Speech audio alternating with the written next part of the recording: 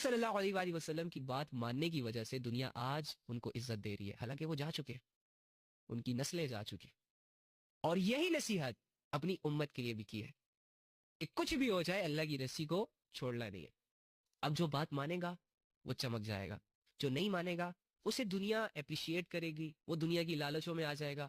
دنیا کی چاہتیں، دنیا کی اٹریکشنز، دنیا کا سکوپ چاروں طرف سے ایسے انسان کو گھیر لے گا، اور یہ اپنی زندگی اپنی چاہتوں اپنی راحتوں کے حوالے کر کے اللہ کو بھول جائے گا، آخرت کو بھول جائے گا.